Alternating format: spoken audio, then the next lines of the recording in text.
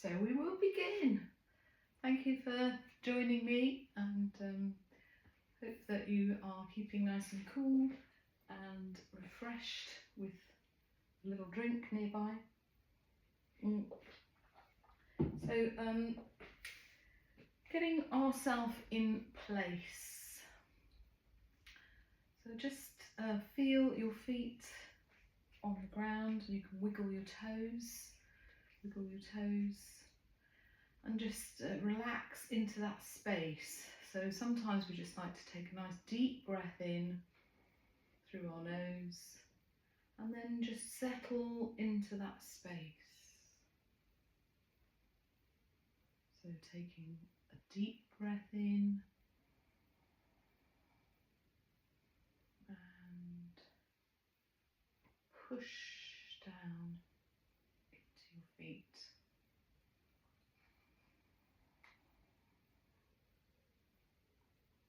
Push down into your feet.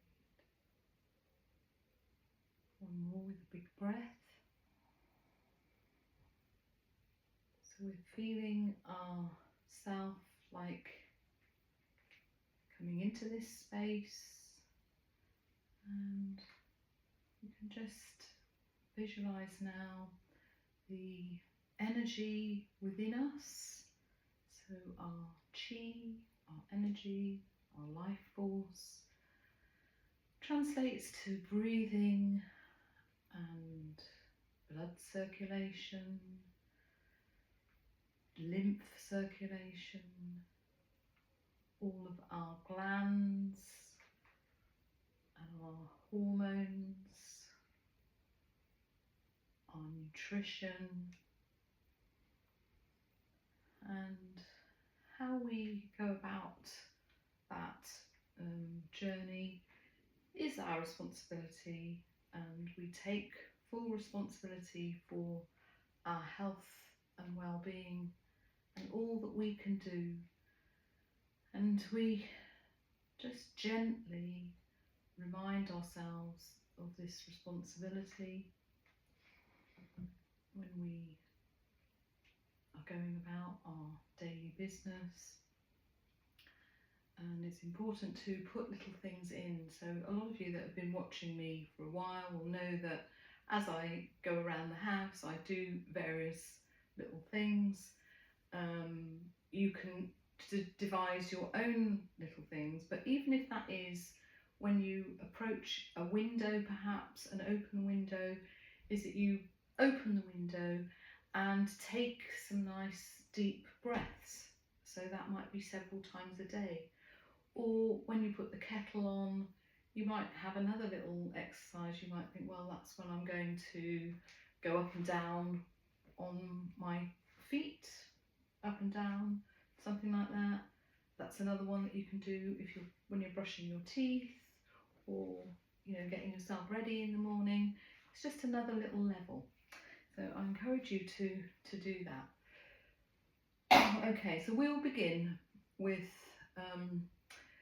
wiggling the feet and just letting the hands come up and down, shaking a bit, and you can shake a little bit more, so feeling the circulation in your arms and maybe now in your legs.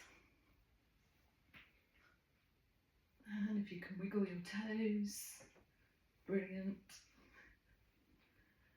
Okay, and then a little bit more now. So now taking the hands up above the head or to wherever you can, and skiing down to press your legs into the ground and recover. Breathing in and breathing out, press your legs. So we're doing what is traditionally kind of known as the ski down, and how far down you go and how long you wait to recover is a personal thing. Some people like to make sure that they're upright, and that this movement is very similar to something that we do anyway in the Shavasana. It's just a nice one to start off with. Get the whole circulation kind of going, get the lymph coming to all different parts of the body. And another one that we do to begin is just tapping the breastbone as we turn. But not too quickly. Remember, it's warm today, so we want to be able to move around, but slow that down to your pace. And I'll just turn around because I'm also just tapping gently on the general kidney area at the back. You can do that.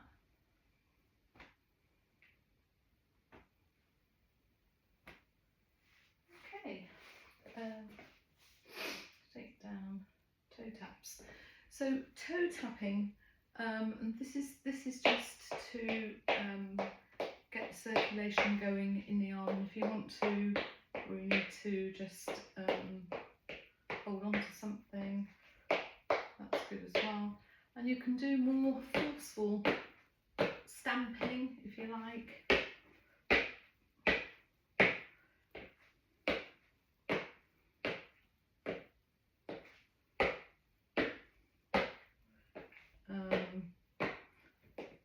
Rhythmically or not, doesn't really matter.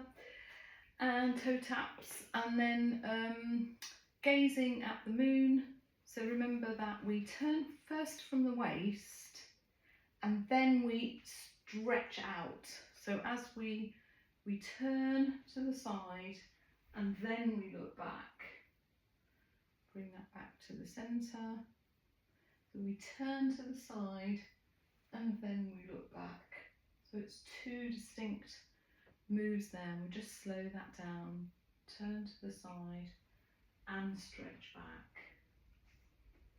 Slowly, slowly getting the waist and all of the organs in the torso, and even the organs in the your eyes, for example.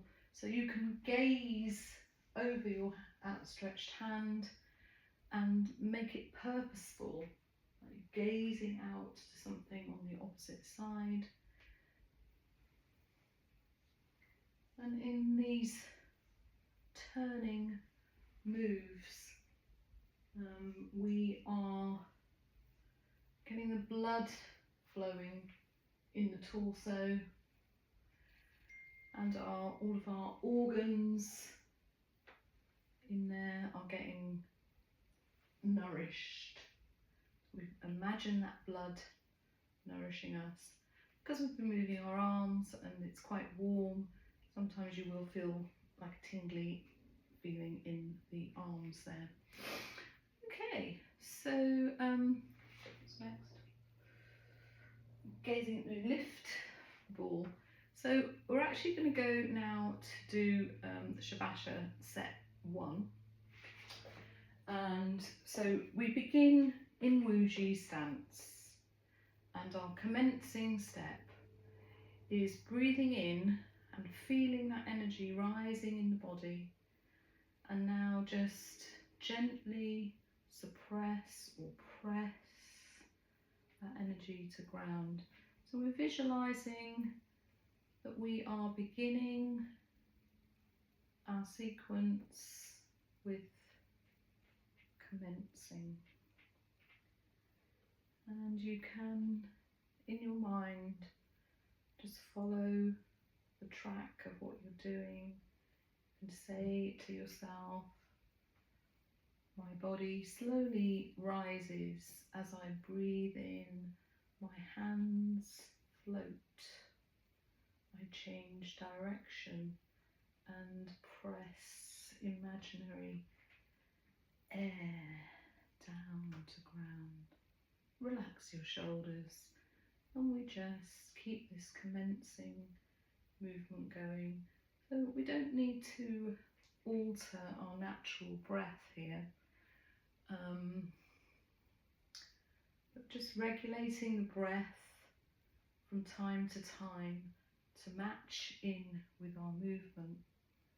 just gives us another dimension. But we just guard against being too fierce or sudden with any movement, and just let that breath come in naturally and go down naturally, as if the breath is going into the earth.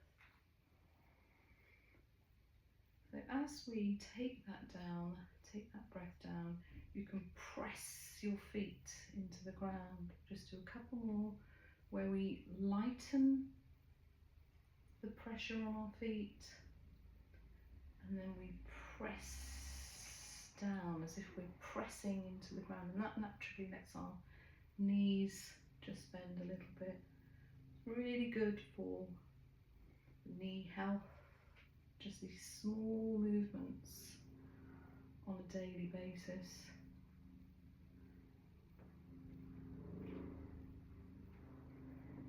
Okay, commencing. I'll just take a moment to just let that all run around the body, and it's a helicopter flying over. Okay, the second movement is broadening, and in this movement we actively broaden the structure around our chest cavity by leaning in and stretching our hands back as if there is a huge ball of a weight pushing our arms back, and then we let that all come back down to earth. So as we broaden, put the weight onto your toes, and then round down. So just get into a nice flow there. The body, allowing the body to just be gentle and flowing.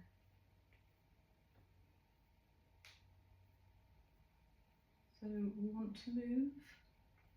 We don't want to alarm or stress anything. This is our way of doing that, especially in this heat. Okay, and we can just stand in Wuji there for a moment. Hands can be down or onto the lower dantian, just below the navel. And if you want to have a little stretch or shake about before we go on to the third movement, which is painting the rainbow. And the weight change that we have here, we're going to do another weight change here. And when we change the weight, press down onto that foot as well. So it's not just changing, but we're pressing down a little bit of tension into the knee there. Press down. And some people do this in a wider stance. That's okay if you know that your knees can take it. So as we lean, we're going to lean to the right first. So bring the hands up above the brow, the crown. Lean to the right, and as we open to the left, we press down on the right. Let that all the weight come up, and you can, if you want to, you can stall there or have a rest there before you do the other side. Weight onto the left, drop and look to the right and press down on the left foot. So these are very subtle movements, and we should be aware of how our body is taking that movement, how far down we're pressing that. So a lot of people think that when we do Qigong, or Tai Chi Qi Gong, that the movements will not achieve very much because they're so subtle.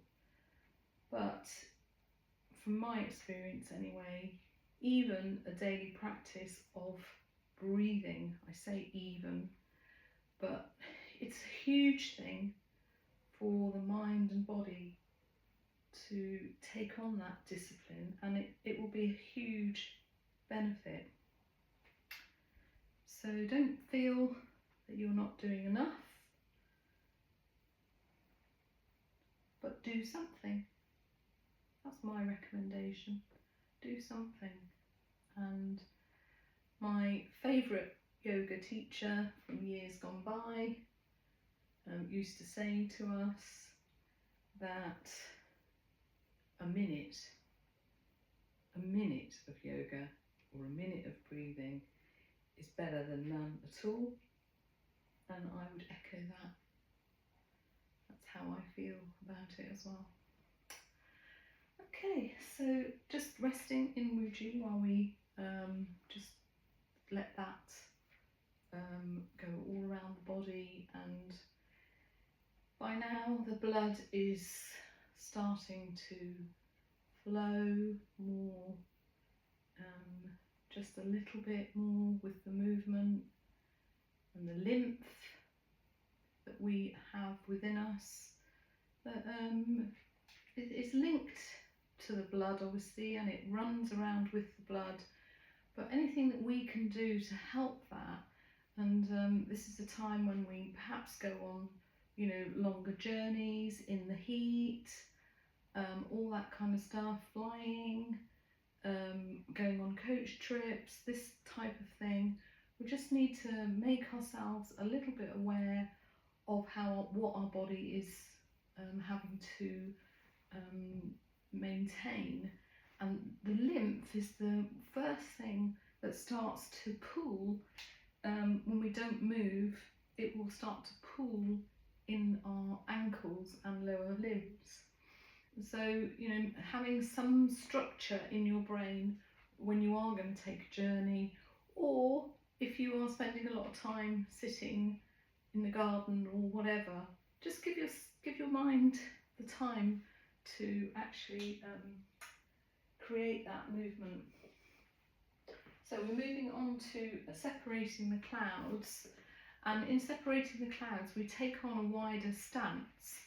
So of course that's Wuji there, where the hips and the knees and the feet are all anatomically sort of straight. I mean, that doesn't look the same for everybody. Sometimes it's there and sometimes it's there, depending on, you know, where your hips are. You know where where you feel balanced yourself. And turn your toes out, turn your heels to join it, turn your toes out, and if you still feel comfortable in this position, to go onto the horse, which is pressing your feet into the ground and letting your pelvis just follow. So it doesn't have to be a massive movement there, just allowing that to work. And if you want to, you can follow me just for a moment before we go into the separating the clouds. We can take a bit more weight onto one side. So that leg is quite straight, and this knee is in line with the toe. So if you've got your toe there or your toe there, your knee is in line with it. And we just take the weight from side to side, and that's another extra dimension of giving your knees a little bit more help. So if you have got a knee issue, then you might want to just straighten up your knee there, aligned forward. When you do this one, press down, relax. So I probably need to do it a little bit more like that. So press down, relax, press down. So we're pushing the force down there, and we're stretching open that leg back to upright, press down, upright. And you can get little exercises like this throughout the day. This is where we gain the most, because things that we do as a habit really benefit us because of how disciplined they become. So obviously good things. So we're just going down a little bit more now onto the horse. So we don't have to go too low to actually create this structure. It's just a bit of weight down. Okay. And in passing the clouds, separating the clouds, I should say, you can do the whole movement. Once you go down, you can do the whole movement on the lower position if that suits you, or you can just ease off and move down as you go along. So it's up to you. Sorry. We start by lifting our hands up through the centre part of the body, and when they reach eye level, we turn them over and we push them forward as we breathe out. See there, the body has gone down. And then separate the clouds, and if you feel stable enough to keep your legs in that position, that's fine, or just come up. So breathing in, body is upright when you're breathing in, unless you've taken the lower stance, and then push forward and separate the clouds. Don't go down too far. So you could, if you want to, keep the repetitions up with the legs in on the horse, as it were. Anytime you feel uncomfortable or unstable, just lift up, push forward. So breathing out, let the body sink. So we're all different anatomically, just subtly different. And some people might find it more comfortable to do that with a smaller gait. Just make it work for you.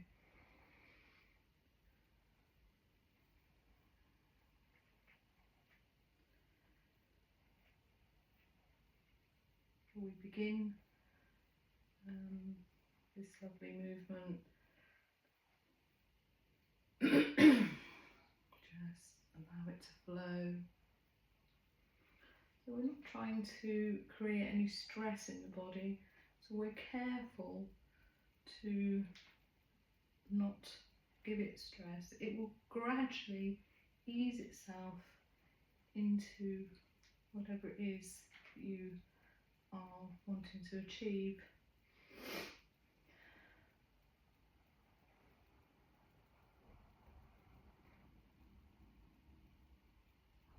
Okay.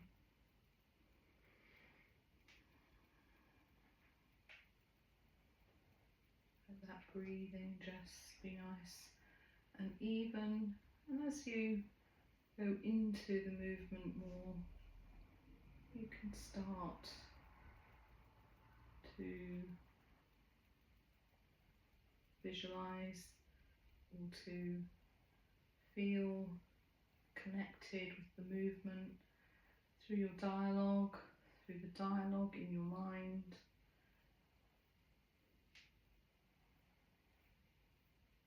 Slow it down. So much of Qigong and Tai Chi to be achieved with this slow approach, continuous movement, feeling that, just softly approach it and rest. So we come back into Wuji to make the rest. And have we got time for maybe not. Sorry about that. So perhaps just to finish off, we will do the Dao form for beginning of the, for the end. So we're in Wu Ji stance, and we allow our hands to come up. Imagine air underneath them. And when they reach sort of chin level, they change direction and stretching out to each side, pushing the air away from you, behind you. Let the body drop down as you breathe out. Turn the hands over so the palms are facing up, and breathing in, just bring them slowly above the head, like a little house there. And then breathing out, down through the centre line of the body, we push the air down. This time we go up onto our toes as we fly like a bird, and gently bring the wings down. Push through your feet, push down through your feet. And we do that again. This time we just raise the hands, keep the feet flat on the ground. Raise the arms to shoulder height. And then on the out breath, we skim across an imaginary body of water in front of us. Breathing in, taking this energy into our bodies, elbows way behind us. Breathing out, soften, push down. Breathing in, letting hands come up to brow, and then turning, changing direction. We press down into our feet at the same time. And that's the end of the Dao form there. I just wanted to put that in at the end of this session so that some people can go back and have a look at that. So I think I'm saying goodbye to a few people, and see you next time.